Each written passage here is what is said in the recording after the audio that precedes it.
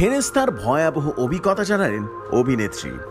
Rocky और রানী কি প্রেম কাহানি ছবিতে রণবীর সিং এর বোনের চরিত্রে দেখা গিয়েছিল অভিনেত্রী অঞ্জলি দীনেশ আনন্দকে।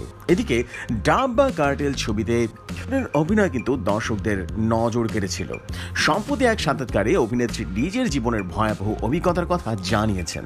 তার কথায় শৈশবের লাগাতার হেনস্থার শিকার হয়েছি এবং সেই স্মৃতি আজও আমাকে তাড়া করে বেড়ায়। অঞ্জলি বলেন, আমি বুঝতে পারছিলাম না তখন কি করা উচিত। সেই সময় আমার বয়স মাত্র ছিল 8 বছর। বাবার মৃত্যুর পর আমার নৃত্য গুরু বলতে শুরু করেন তিনি নাকি আমার বাবা, এবং শিশু বয়সে সেই কথা আমি বিশ্বাসও করে ফেলেছিলাম। তাছাড়া আর কোনো উপায় ছিল না আমার। এরপর তিনি যোগ করেন, সেই গুরু এরপর থেকে ধীরে ধীরে আমায় স্পর্শ করতে শুরু করেন। একদিন হঠাৎ আমার ঠোঁটে চুমু খেয়ে ফেলেন। বাবারা এমনই করেন।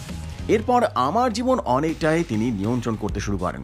নিজের সেই দুর্বিষহ অভিজ্ঞতার কথা বলে দিয়েছিলেন। আজও শিউরে ওঠেন সেই অভিনেত্রী। প্রসঙ্গত অভিনেত্রী জানিয়েছেন তার নৃত্যগুরুর হাত ধরে মুক্তি পেতে তাকে 14 বছর বয়স পর্যন্ত পার হতে হয়েছে। অবশেষে তার প্রথম প্রেমিক এসে নাকি তাকে নৃত্যগুরুর কবল থেকে উদ্ধার করতে সাহায্য করেছিল। এমনই সব নিত্য নতুন নিউজ পেতে রেডিও শহরের সাথেই থাকুন।